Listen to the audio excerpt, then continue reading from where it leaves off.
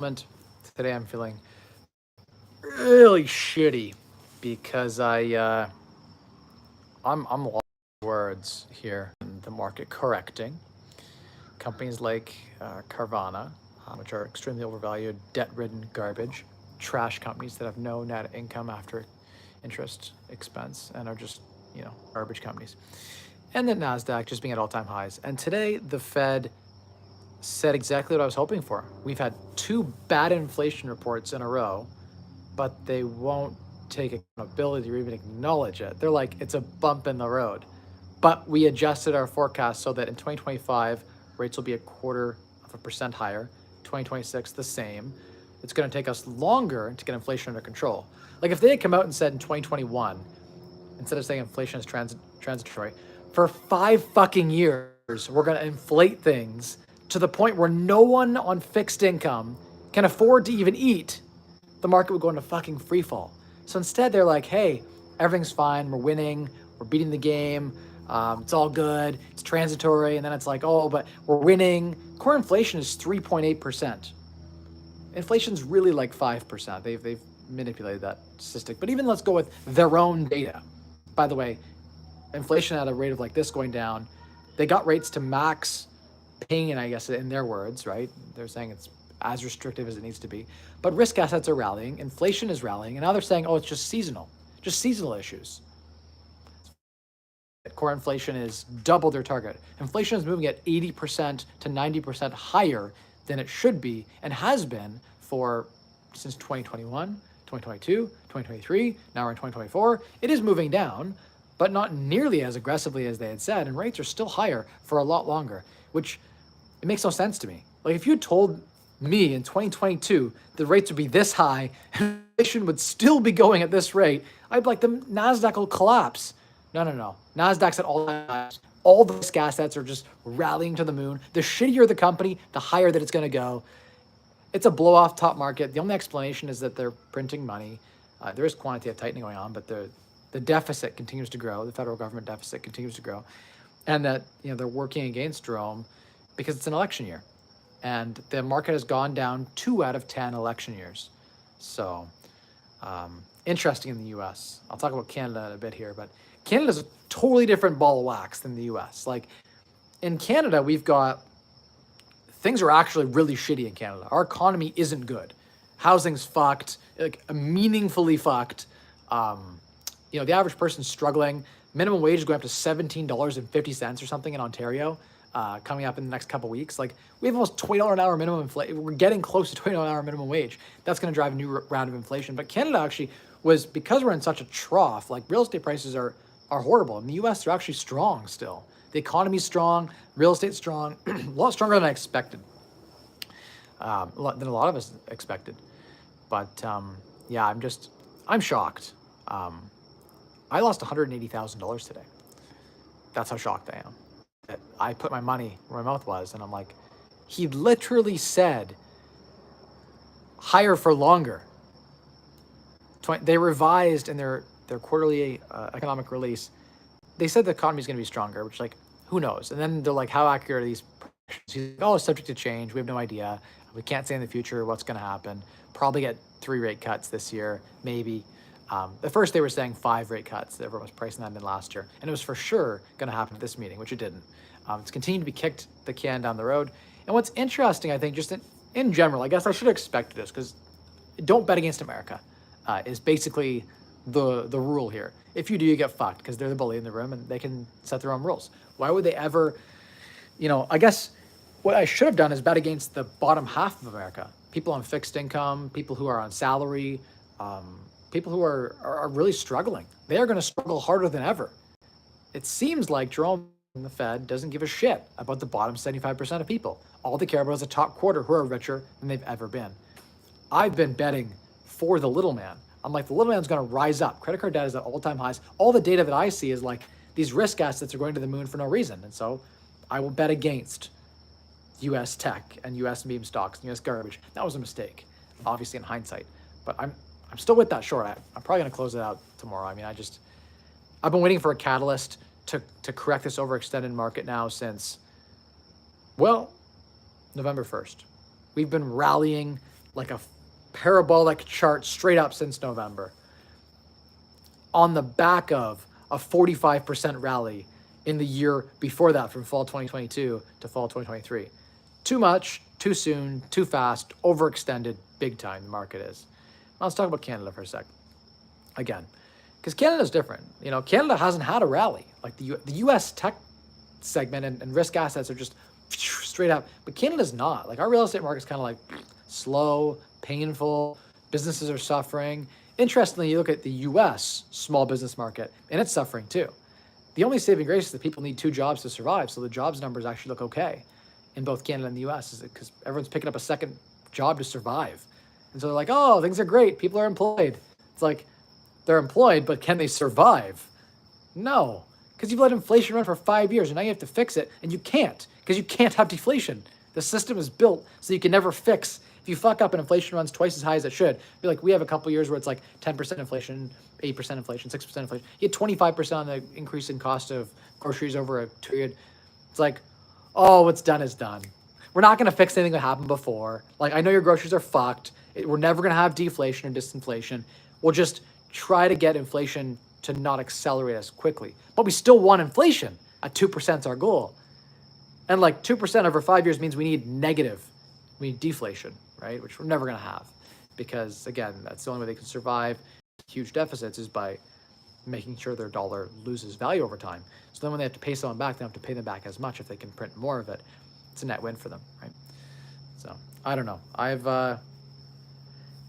come to the conclusion that it's time for me to close my, I think it's time for me to close my stock account. I'm tired of being wrong. I'm tired of reading the financial statements of companies like Carvana that are trash, like garbage companies with horrible cash flow. They're surviving on debt. They're surviving on FOMO, loser bag holders jumping into the equity market and then capitalizing on those folks and using that money to keep the company alive. It's a lot like GameStop or AMC. I'm tired of all these garbage companies being overvaluated. I'm tired of the overextension. I don't see value in anything on the NASDAQ right now. It's all overvalued to me. Maybe you could make the argument, but the only place that I see value, if I couldn't short, because right now I see a lot of overvalued crap and I want to short it, but shorting's dangerous, as Warren Buffett had said. The market can be irrational a lot longer than you can be solvent. And that's true. Like, it will get stupider. Even if it is stupid, and everyone agrees, it will get even stupider to the point where they take all your money and then it will drop. Probably after the election. I'm sure it will have a crash at some point. This is the longest period in history we've had an inverted yield curve. It's longer now than the 70s and 80s. So there has never been a time where a recession didn't follow an inverted yield curve. So at some point, when rates start to fall, there will be pain. I don't know. If they tighten too long, we might get some of that deflation that we need. It would be horrible for the economy. Deflation would be horrible. But I don't know. I just don't know anymore. I stick to real estate where I have an edge, where I have control, where I have some way to actually outperform, because I just can't beat the dumb money. I thought I could, but like the 90 IQ fucking retards, they win. They can have my money. I tried to bet against that stupid money. I'm like, you guys need to read financial statements. And you go in the comments and it's like, they're to the moon. And they're like literally the stupidest fucking people you could ever meet. They're like, what is a financial statement? Trust me, I read the moon books and the moon said up, 10,000%, all in. It's like their justification is literally like fucking nothing. All these people investing in nothing. Hype. To me, it's like they should be punished. I am not the one to punish them. They will lose their money in due time. But depressing as fuck is how you could summarize my financial stock journey in the last 2 years. Depressing as fuck. My real estate portfolio is doing really well. That part of my business, doing great. My dividend portfolio also, well, it's a little beat up too, to be honest with you. Dividend stocks have been really hurt because everyone's fled to treasury bills and risk-free assets, and so no one wants to buy dividend stocks. And so as rates fall, those plays will do really well. Um, your TLT, 20-year bond fund, could do really well as rates fall too. So there are plays to make, but man, I don't know. I think the problem is my grandfather was a degenerate gambler and lost everything. And I have a family history of horrible stock picking. And I think I'm just genuinely unlucky. Very, very, very unlucky. I'll flip a coin and 10 times in a row, it'll be the opposite of whatever I call. It's just the kind of luck I have. But in business, luck doesn't fucking matter.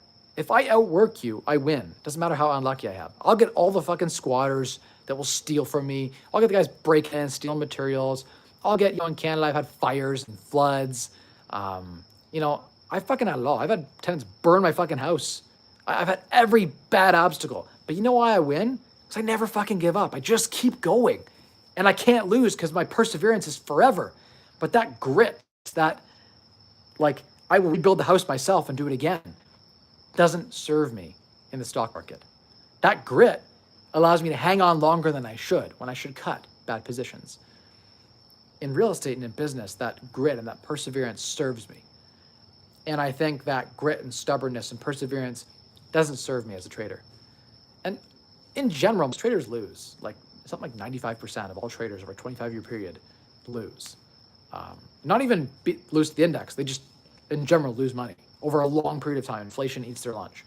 So it's like knowing the data and then somehow thinking I was smarter than the data. As a financial planner, I should know better. I preached on this channel about diversified approaches, not applying leverage to your portfolio. If you're going to apply leverage, make sure it's got debt service and you've got stop losses and you've got hedges on your portfolio. And it's like, I speak one thing and then I sometimes do the opposite. And I don't know. I don't know why. Ego maybe. But I think it's time for me to come clean with myself that I just will not have any luck at picking stocks.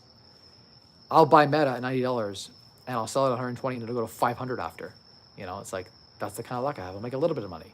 But then if I short something, it'll go 1,000% against me. And that's where risk management would have been super important. But my ego allowed me to continue to roll these contracts bigger and bigger and bigger. I'll set a stop loss and then I won't stop out. I'll roll it and then go a little further, a little further, a little further.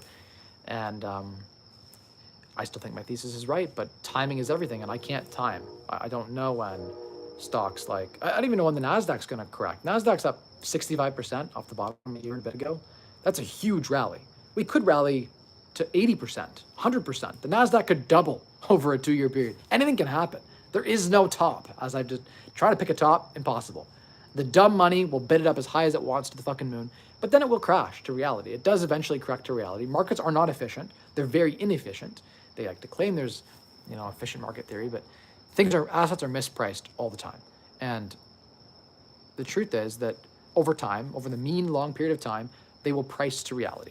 Financial statements will win out. Data wins over technical analysis. Macro wins. But right now we're in a printing election year where a lot of money is being printed and deficits are being run up. But at the same time, we're quite restrictive on the interest rate, which is interesting. I didn't think of this angle, but I think a lot of the really rich have a lot of cash. Even look at companies have a lot of cash, like Apple and et cetera, have billions in cash that they can park and make 6% risk-free right now, driving them further in a lot of ways by raising rates. It's supposed to restrict the economy, but I think it's actually boosting in certain segments and sectors. It's crushing real estate, obviously. It's crushing small business. The middle guy who lives on, and also it's crushing the bottom half of society. Like the people who are paycheck to paycheck, they're getting crushed and priced out, and retirement income and all of that. And the early retirees, a lot of them are getting crushed too. A lot of early retirees in the FIRE community subscribe to private lending or to investment philosophies around bonds, the big bond portfolios, and they got crushed with this. So I've seen some posts about people having to come out of retirement even and get part-time jobs because inflation's running wild. Literally, as a little experiment here in Florida, I went and tried to price out things from 3 years ago, and literally for organic food, it's double. The exact same meat, the exact same juice at the same store. I'm like, maybe it's just anecdotal, but in this local market in Jensen Beach here in Florida, I ran a little test at the Aldi's, not the Publix, And I'm like, literally the same thing at the same store in their organic food department. The juices, I was buying them on sale at $2.49. They're now $5.50. Over 100% inflation on that. And it was on sale at $5.50. And I was looking at the meat, and it was the same thing. And I'm like, why are they not reporting on this? Like, and I'm going through every grocery item. Even like ice cream was like $1.99 US. Now it's like $4.99. I'm like, even on sale at $3.99. It's like, that's double. Why is no one talking about it? Everything was like $1 or $2 here in Florida in 2019, 2020. And it's like 4 years later, everything's like $5. It's like, what? Why is no one talking about that? It used to be 200. Now it's 600. When I go every week, like, what? I'm fine. I've got a successful business. I'm good at what I do. I'm a grinder. So like, if inflation runs wild, I'll just earn more money. I'll pick up on some of that, print a bunch of money, throw it in the system and create inflation. There'll be more money to go around. I'll be all right. But it's like, man, the average person right now, struggling. That's why credit card debt on average per person is so high. And it's interesting that like the Fed doesn't seem to give a shit. They're like, I guess they're in a rock and the hard place, right? Like if they get any more restrictive, what they should do is get more restrictive. They should raise rates, one more hike, drive inflation to zero. In fact, we should have some deflation for a little bit for the average person, because you can't just print your way out of things and give everyone a raise. That just, I guess it feels good. It's sort of the argument. It's like, well, why don't they just print so that everyone feels good? Everyone gets a raise equal to the amount of inflation, and we all just pretend our dollar's useless. I don't know. Let's talk about the inflation report too. Canada had a really good anomaly report. The US has had two anomaly reports where inflation's actually sort of resurging on core inflation. But interestingly, Canada had a 2.8% read, which is great. The Canadian market, anecdotally and like data supported, is suffering. And so I think Canada may cut first. I think we're due for a rate cut in Canada in the way that the US isn't. The US economy is strong and they need to stay on, be sufficiently restrictive. But if Canada cuts first, our currency gets destroyed against the US dollar. So that's the challenge, right? It's like the rock and the hard place. Canada has to do something. They have to save the real estate market. Grinder says, how might I help you and your family? Or what legal documents do you need to fill out when renting as landlord? So in terms of like a tenancy, you just have a lease, I guess, would be the only document you would need. Make sure you get a lawyer to look it over and put in some escape stuff, protect you. Leases actually don't protect landlords very much. They actually protect tenants for the most part. In general, most of the stuff is there to protect the tenant, but there is some verbiage you can write in about them not being allowed to have pets and certain things like that you can add in that are somewhat enforceable in the sense that like you could set their rent at one price and then offer them discounts for say a pet or discounts for not having a pet, sorry, and for a clean unit. And then you just take, if you go in and the unit's not clean or there's damages, you just take that discount away. If you walk in and there's a pet, you just take that discount away. So that's a nice way to do it. It's like, hey, I'm saying your rent's $2,500. We're agreeing that if you don't have a pet and you don't have this and you don't have that and you keep your unit clean, your rent is $2,100 or $2,000. And then when they don't honor that, because a lot of bum tenants will get pets and do things you don't want them to do in your property, you could just effectively raise the rent. And that's a good workaround in Ontario to give you some control over your property, right? It's your property at the end of the day and they should respect it. Joseph says, hey, Mike, watching your journey with the stock portfolio since COVID, how do you feel mentally so far? And what have you learned overall? Man, I've not applied a lot of what I've learned, unfortunately. Mentally, I feel like I've been on a roller coaster that makes me feel sick. And I ride the thing every fucking day, Monday to Friday. And I hate it and I can't stand it. And I don't even like that I have to check my phone. Like I'm checking the price of crypto. I'm checking the price of stocks way too often. And it's mentally exhausting. So in general, if you're the type of person like me that can't not look at it, don't do it, would be my financial independence recommendation for your mental health. Forget how much return you can make. What is your mental sanity worth? Having to check your phone is not a good quality of life. Having to watch that and worry about that and read articles about it. And like I go on rabbit holes where I can't not think about it. So for me, that's been a big learning outcome for me. It was like, forget how big the carrot can be. What about the opportunity cost of that opportunity? And it's like, what could I have done with my time? The last 3 years, I could have made probably $3 million with my time if I never looked at the stock market ever or crypto or any of that and just focused purely on real estate and my businesses. Probably could have made $3 million with like that dedicated energy. Instead, I lost $2 million almost $2 million over that period. So the opportunity cost of that is like $5 million in opportunity that was lost. And then the quality of life sacrifices too, where like I've had to wake up at 8:30 to read a report that came out. And it's like I went to bed at 2 a.m. because I was up late doing some real estate stuff or whatever. And it's like I slept like shit. And so it's aged me a lot. And so I'm really looking forward to closing my Interactive Brokers account so that I can't options trade anymore. I will still have some stocks in terms of like dividend stocks that I don't look at once a year. You know, I readjust that portfolio and I'm okay so long as it's hard for me to log into it. So I make it so that it's very difficult to get into it because I don't check it very often. I don't want to have access to it just because of like the kind of person that I am. I'm a microer and I want to make things as optimally as I can. And that micro attitude doesn't serve me well. In the same way, like with my staff, if I have a project, I try to stay away because if I get too involved, I'll want to lean in and help them improve and be better. And it's a waste of my time. So I'm trying to back away and be high level and stay out of the weeds. And with the stocks, I think I was staying in the weeds a lot. And even when I was performing well, I had months where I made 40% in 1 month. You know, like my portfolio was up 40%. I wish I would have closed my account. There's been times where I was up like $10 million from where I am right now. And it's like, I wish I would have closed everything out then, but I didn't. And I took a lot of risk and it's okay. For me, it was like, it wasn't nothing. It was important money, but it wasn't money that I knew I could lose it, I guess, so to speak. And if I did, I could go on. So would I recommend it for anyone? Definitely don't stock trade. Buy the index and don't look at it. I like real estate way better because it's a non-callable debt. Like, I got margin called today on my Carvana stock. And I'll eventually be right on that stock, but I might get margin called and they'll force my closing of that position before I can be right. With real estate, you buy and your property goes underwater and it's okay. Like, they can't margin call your debt. It just, make your payments and real estate goes on. And eventually the property comes back and you're all good.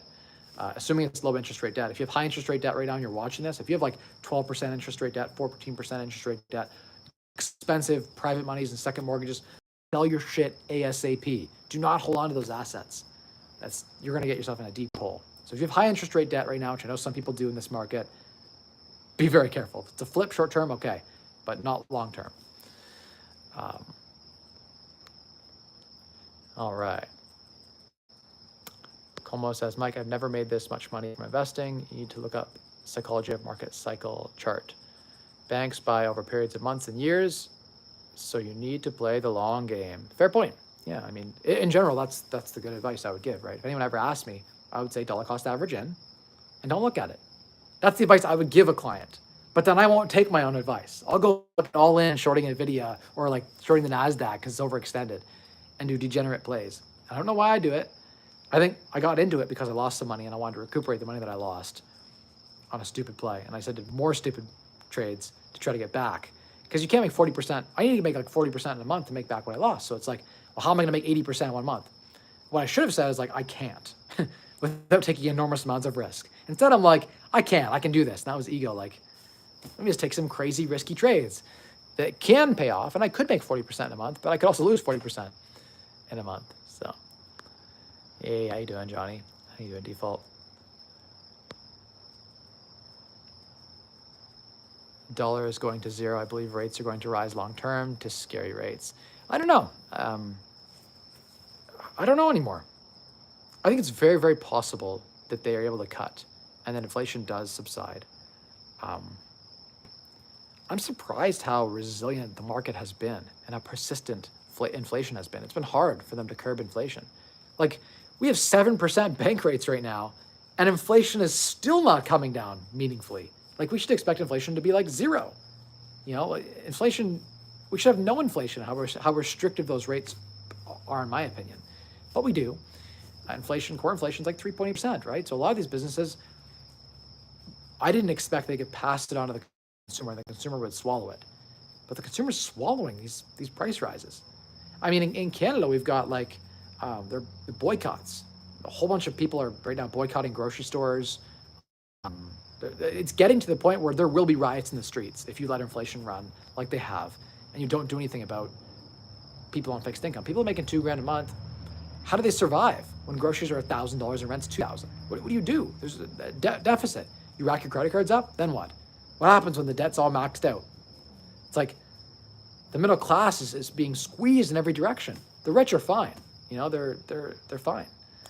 And I thought that would come to a head a lot faster than it has, and so I shorted the market, thinking like I have a real estate portfolio, I have other investments, and I'm like, well, if the world goes to shit, no one's going to pay rent. So I was like, well, I need to hedge. And so initially I was like, that was a play in my stock portfolio, was like, I'll hedge. And if my real estate portfolio gets destroyed because no tenants can pay and buildings are destroyed because rates are so high and inflation's running crazy, then at least the market will drop. And the market just rallies to the moon. Every risk asset is like at all time blow off the top highs and still going. It could go higher. There is no top. Like, that's the part that is crazy. Like, NVIDIA could become the most valuable company in the world. It could be more valuable than every company in the entire world combined if someone wants to value it that high. And some stupid idiot might still buy shares at that top. And they can keep driving it higher and higher and higher. And the problem is that a lot of people are momentum traders. So they don't care about the underlying value at all. They just want to get in and get out. And so that'll drive things even higher. And then the people who made money on driving this way up, they create a fear of missing out. And then all the people pile in because they don't want to miss out. But when there's fear of missing out, that's when you never want to pile in. That's the worst time to go in. And that's when most of the idiots will come in, and then the stock will fall, and those people will lose money to the shorts, right? Market cycles, I don't know. When rates fall, what I do know is that people are going to pull their money out of the banks. And we already have a liquidity issue. So when the rates start falling, I think there will be a crisis. I do truly believe that when rates fall, we'll have a crisis. They keep delaying that moment. We'll see. Wait and see. There's a lot of risk, I will say. If you have a long portfolio, there's a lot of risk. Please hedge your portfolio. Obviously, do as I say and not as I do. Do not short companies, ever. Ever. Never take the bet against a company, ever. And if you're going to do it, make sure you stop out. Make sure you define your loss. Like CVNA, I shorted at 40, 45, 50. I added again at 65 and 75. As one example. I pop out at 85 in May or June. So like, I'm pretty much at max loss on that trade. I can't lose anymore. I've lost as much as I can lose. Maybe it'll come back down and I'll win. Probably it won't. On just the technical analysis perspective, it doesn't seem like it's going to. It seems like they want to keep letting it run.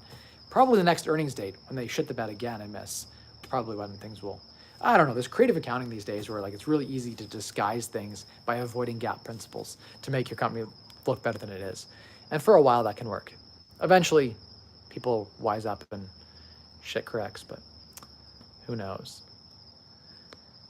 Did you ever consider becoming a CPA while you were at KPMG? I did. I started taking my courses. I took advanced audit and corporate financial reporting. So much good corporate financial reporting 1 and 2 has done me on the CA. It was called the CA back then. It wasn't a CPA yet. There was the CMA, CA, and CGA in Canada, and they amalgamated to the CPA program. That shows how old I am. But I was doing the CA path. I was 6 months into that path. But it's interesting, like taking corporate financial reporting, which means like I learned how to audit corporate financial statements and read financial statements. I would think that would give me an edge in some way, knowing how to understand and evaluate companies. But it's turned out in this market we're in right now, value doesn't mean shit. Cash flow means nothing. Profit, no one cares. Any metric, any acid test, any debt test, none of that matters. No one gives a shit. The name of the game is pump your stock, dilute your stock to pay your debt. And like, that actually works. Look at GameStop. Look at NVIDIA. NVIDIA has rallied so hard that their increase in market cap will actually allow them to remain the competitive advantage that they have. Because they're so big and they can raise capital so easy, they're a $2.5 trillion company almost, one of the most valuable companies in the whole world now, that will allow them to raise more capital to stay on the cutting edge and stay ahead of their competitors because they're too big to fail and their capital allows them to stay with an edge. So it's kind of like a self-fulfilling prophecy. The more that the degens pile in and say it's worth the moon, the more they justify that it's worth the moon. If you pump a stock up high enough, all of a sudden it has access to all this capital, and capital allows you to actually grow to your potential. It's like, it's crazy, but like imagine you have a house and someone says, hey, that house is no longer worth $500,000, house is worth $3 million. And like everyone just agrees that we'll pay $3 million for this house. We don't care about the rents. We don't care about any of the numbers. Doesn't matter. It's worth $3 million. I don't even care if you could build that house for $100,000. This one's worth 300. You can go back to the bank with an appraisal at 300 and borrow some capital and then improve the house. So it actually becomes worth $3.5 million through capital improvements, increase the value. And that's what these companies are doing. And that to me is like mind boggling that like these degens jump in, bump the price up, and that actually allows the company to become more valuable than it otherwise would have been because people jumped into a stock that wasn't worth what it's worth. So actually it's really great for these companies. Like a great example, the best example I can think of this is MicroStrategy. Michael Saylor, he's I guess his company is the largest single holder that we know of publicly for Bitcoin, I think, still. I don't think any ETFs have close to what he has, I believe. I don't know, I have to fact check that. But anyway, he's a large holder. I think he's 1% of the whole supply of Bitcoin. His whole model is like, he's a proxy for Bitcoin with 20% leverage. So 1.2 times the Bitcoin price is what his company's worth, plus whatever the enterprise value is. MicroStrategy is not really a company, they're mostly just a Bitcoin holding proxy. But it's interesting, they're trading at 190% or 1.9 times the value of the Bitcoin holdings. So it's like, why wouldn't people just buy Bitcoin? Why would they buy MicroStrategy? Why wouldn't they just buy Bitcoin with 1.2 times leverage? Again, perplexing to me, like beyond, I'm not even sure what the answer is. Like this company's trading at double its current underlying Bitcoin holdings. But then what he does, really smart guy, he's been diluting the shit out of those shares. So he goes and sells and gets debt that's convertible to equity. So he can dilute the shareholders later and bring the share price down, using that to buy more Bitcoin. Now, technically, right? Where it doesn't work is if Bitcoin goes through winter, which it will. It's a 4-year cycle. We'll have another crypto winter for sure. I don't know when. I mean, it might go to 200,000 before it goes to 30,000, right? But interesting, a prime example of like the stock being way overvalued, and what they're doing is they're diluting the stock to raise capital. They can issue more shares and then they raise money. And it's like, I don't know who the idiot is that wants to buy at their current market value per share. Like, I came to you and was like, hey, I made a fund. It's going to buy Bitcoin. Bitcoin's trading at $70,000. I was like, hey, you can buy into my fund, but you got to pay $140,000 per Bitcoin. Who's going to buy? Like if I go out there and I was like, hey, Bitcoin to the moon, you can buy into my fund 140,000 of Bitcoin. I'm going to take $140,000. I'm going to buy 2 Bitcoin. You're going to pay 140,000 of Bitcoin. I'm going to have it at 70,000. What? I'm going to charge you a fee to do it. I'm going to lever up. So there's a lot of risk. If things go down, I'm going to have a lot of debt too. So if Bitcoin does go down, we might lose everything and be margin called. There's just so much risk around it. It's like, I can't wrap my head around it. MicroStrategy at $800 a share with the current Bitcoin price makes sense. $300 a share if we go through another crypto winter. It lost 30, the other day, I think it was yesterday at the worst of it, it lost 30% of its market cap in 2 days. $1,800 a share to $1,250 a share in, I think it was like 36 hours. That's a crazy swing for a company that they're talking about listing on the S&P 500. Weird times that we live in that, you know, NVIDIA and like these massive companies trade at like their meme stocks. The volatility is insane. Just crazy to me how messed up this world is right now. We're on the edge of, you know, collapse for the bottom half. The rich are fine. The top 1% are fine. But I feel for everyone who's not, you know, Jeff Bezos and fucking Mark Zuckerberg. Default says, can you provide a quick explanation of GP-LP agreement and what are the pros and cons of being an LP on a GP and LP vs lending money on a mortgage agreement? So again, the GP-LP structure is a US structure. It's not something we typically do in Canada. I don't see a lot of that LP-GP structure. We use a different structure, but the GP-LP structure, typically like the main advantage, I think, from a Canadian investing and a US perspective is the flow through and avoidance of double taxation. That's really the main thing. There's also some protections there in terms of legalities.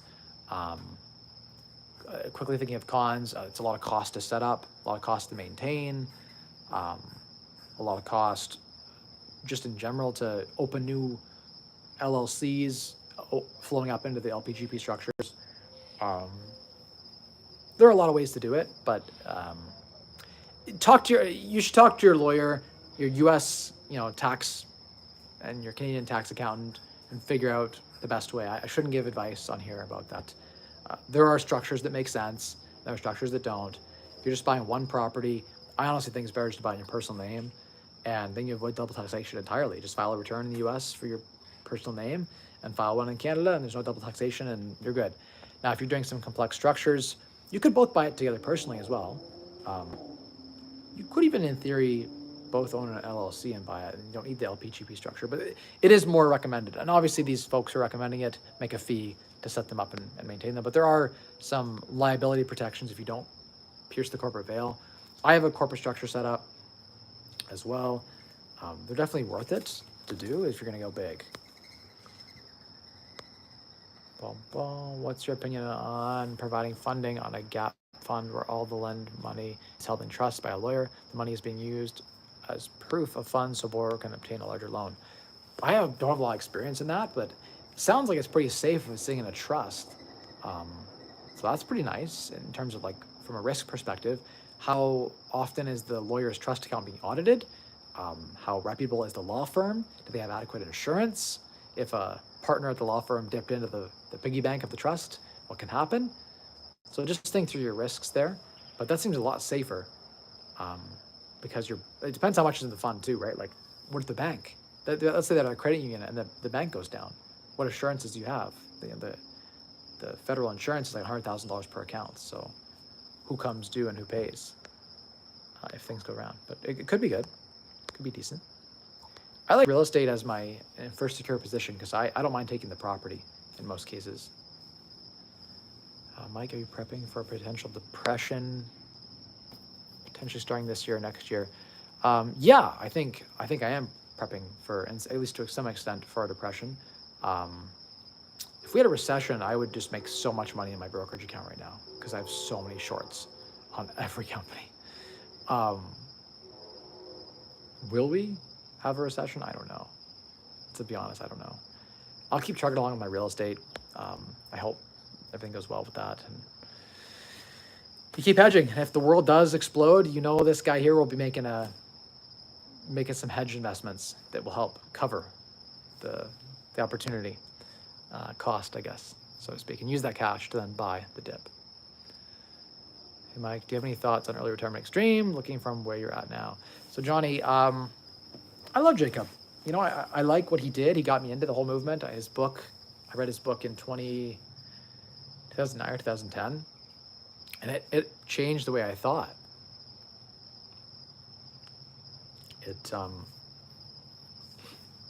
One of the challenges I have with the methodology, I like his whole methodology around being, what's the word, like self-reliant, to be a Renaissance person, a Renaissance man. And it's like being able to be self-reliant. I like to be self-reliant myself, and so I value that a lot. But the challenge I have with the early retirement extreme is that it's a little too frugal for my current desirable life. I would rather work a little bit and have more luxury. Like early retirement extreme isn't getting to enjoy a pool, or my place back home, I have a pool we put in, or my cottage, or, that whole lifestyle. And that comes through work. Like, I have to earn all of this that I have, and there's a lot that goes with that, right? So it's trade-offs at the end of the day. It's just trade-offs. And no, I have utmost respect for the philosophy. I love everything about, retiring early it's appealing in a lot of ways too. There's a lot of days where, like, I like the fact that I can just stop at any time. I keep going, but I like the fact that I can stop. And there's power and autonomy and freedom, So definitely a fan of the early retirement extreme philosophy. I just think it's a bit, it can play out at any savings rate. You could it's not really extreme, but you could really retire on a lot more, have a luxe lifestyle. I'm sure, I should message Jacob and see what he's up to. I haven't talked to him in a while, but I would say that he'd probably think that I live a little too lavishly, and I probably take on too much stress. I could enjoy my life more, and I probably should, probably should enjoy my life more and do more things that aren't money driven. Why short instead of taking 5% on cash? Mo, I can make 12% risk free. I can go out there and make 12% lending on real estate with no risk. Why would I try and short over taking a 12% risk free is the question really you should be asking instead of 5%, because I can make way more than 5% with zero risk. I guess the answer is I thought that on one hand it would provide a hedge if we went through a major depression or recession, and that account would print. What's actually happened is I just funneled money into that account, into these hedges, and lost so much money. It's not even funny. I was wrong, I guess. If you had asked me, do I think I would blow my account up trying to short this market? I was long in October. I was long in October 2020. Every time the fear greed index was around max fear, I would switch to long. I'm like, okay, shit's bad, I'll buy the dip. But as soon as it's frothy again, I've been shorting, and I've been wrong on the time. The timing, I was early. I'm definitely early. And potentially, we may not see it till after the election, when the Fed changes. I don't know. But yeah, I wish I knew what I know now. You know, hindsight's 2020. I also sold 50 Bitcoin at 25,000 a token. It's like, you don't know. You know, that was $8 million. Between my whole crypto portfolio, I could have made $8 million just holding it for the last year and a half. It's okay. You can't predict the future. You know, I took that money and I lost it in stocks instead. So it's even more than that loss, right? You don't know, right? Like, I honestly thought we'd get a big bull run in crypto end of 2024. I thought after the halvening, we would have a correction. So I've been waiting to buy back in. To be honest with you, it got off my radar. And I still have holdings. I still like Bitcoin. It's still part of my portfolio. Don't get me wrong. I'm a real estate guy through and through. I like that investment class the most, I think. Lending I like too. I like lending on real estate. So. Bum, bum. Oh, there's another question. Okay, I'll do this question and then we're going to wrap up pretty soon here. I heard that holding a rental property in a corporation will result in the rents being taxed as passive income at the highest possible rate. When you are just starting out, what are some strategies to mitigate that? So when you're just starting out, you should buy properties in your personal name. A lot of people incorporate, and that's, I think, incorrect to do. I incorporate now because I have a business doing this, but in the beginning, you can have losses. Depreciation schedules are aggressive. Most people, even if they cash flow, on paper, they don't cash flow. So on their tax return, they don't cash flow. Because you have depreciation and deductions and all these things and all these cost schedules you can use to basically pay no tax in the first few years. And usually when you buy a property, you have a lot of capital expenditures and maintenance that's built up. And when you're doing that, you're not collecting rent. So you have big losses to stabilize the property when you first buy it, in most cases. And so that usually means you have huge deductions. So I usually use real estate as a tax savings method. Say you go buy a couple rental properties and your day job will become tax-free in your first couple of years. When you need the tax savings the most is when real estate's the best. Gives you the most deductions. So from a tax perspective, it's the best. I love real estate for that reason, because it's a powerhouse in deferring tax. So definitely recommend real estate for deferring tax. It's the best. In a corporation, it's less effective, because you can't use the corporate deductions to offset your personal income, so it doesn't help you. Once you have high personal income, then you open a corporation. But if you have low personal income, or you have income you want to deduct it against, I think your personal name is better, especially in the beginning. Your financing terms are better, your insurance is usually cheaper too. There's a bunch of advantages to buying personally. So I definitely recommend to buy properties personally when you first get started, every situation is different. So you could have legal reasons you want to put it instead of a corporation. There can be lots of other reasons financially why you would do that. Andrew says, Mike, you went to Western. It's true, I did go to Western. How do you think your life is different from your friends in corporate? Looking back, would you have done anything differently? So Andrew, yeah, lots of things would have differently over time. To be honest with you, I wouldn't have went to Ivy probably. Just not that Ivy's a bad program, it's a great program. But I spent $70,000 over 2 years just in tuition and books. And 70 grand could have got me another rental property. 2 rental properties back then, realistically. And 2 rental properties back then, at $200,000 or $250,000 price, we were worth $700,000 today. So I'd have $1.4 million in real estate, 500,000 turned into 1.4. So that's like 900 grand in straight money just from that. But also during that time, I would have worked. Instead of going to school full time and working at Ivy, I had to work hard to get, I was top quarter of my class, right? Top quartile, even top 10% in my final year. And it's like, to get that, I had to work pretty hard. If I'd spent that time working as a plumber, making $50 an hour, by the way, by the time I would have graduated school, I would have been a plumber with 4 years apprenticeship already, paid all 4 years, and then probably making 80 grand a year. And the kind of person that I am, I'm entrepreneurial, would have started my own business in plumbing, probably making 150 grand a year, 200 grand a year. So I would have made a lot more than going into consulting. So my wages would have been higher the whole time, and I would have had 4 extra years of earning, which equates to millions. Over your lifetime, probably $50 to $100 million over a whole lifetime compounding is the cost of a 4-year honors degree. So it's like, financially, it's a horrible decision to go to school. So if you are at all capable of other professions, look into them, because financially speaking, now it's a good experience. I met a lot of people along the way. I got a lot of really cool opportunities and experiences. And so who knows if it would have played out the same way? I can't say. I got a lot of really good value out of the program too. And so I'm not shit talking Western or Ivy by any means. The entrepreneurial route I went in corporate 3 years and worked 3 years full time, got promoted and wore the knee pads every day. I went to the office and sucked up and dealt with the bullshit and did that. And it allowed me to build up a base that I could use to go into entrepreneurship. Good entrepreneurs, people who always are on, the kind of people like me, type A, that don't turn it off. We thrive in entrepreneurship. I make 10 times what people can make in a salary job. And so when I was in a salary job, it was handcuffing me from my true potential. So yeah, I mean, overall, I guess the people who are a good fit for that, it's a win for them. I got friends who make 80 grand on a salary and they're doing great. Their life is good and it's going as it should. But they probably wouldn't be good entrepreneurs. And so you can't say they're any better or any worse than me.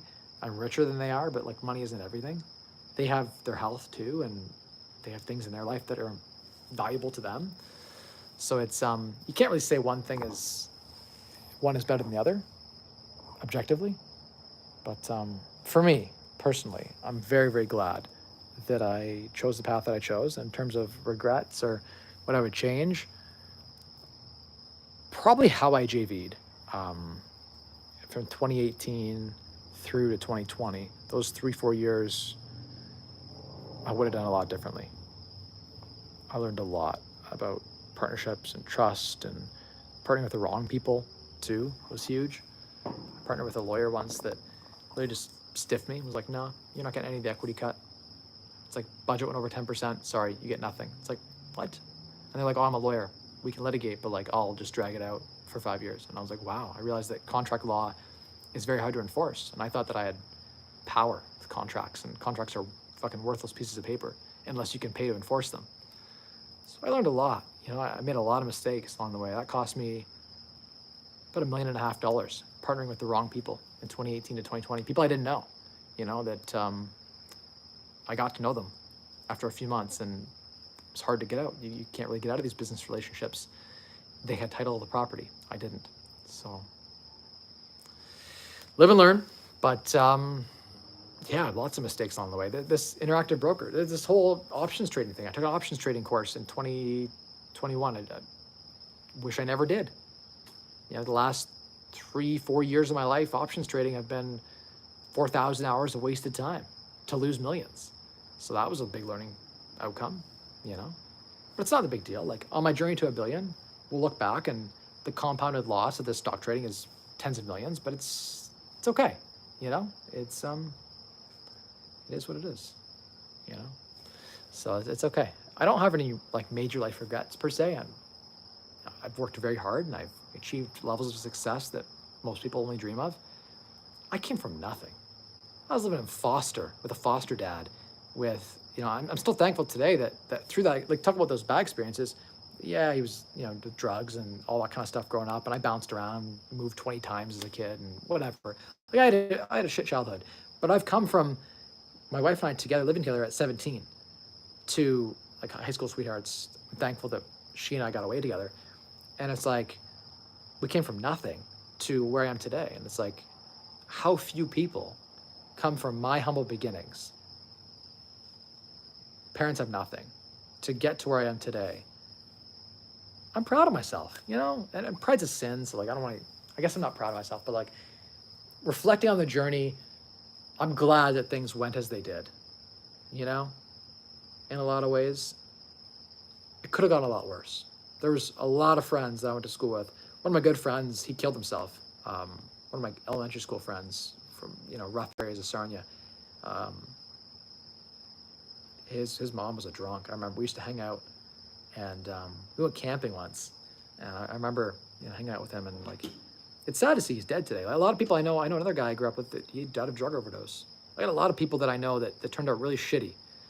And so the people in my sphere of influence growing up when I was younger, a lot of them, it could have went really different for me. So I'm glad that I'm not into drugs. I'm glad that I have 3 beautiful daughters, I have a supportive wife, I have a good life.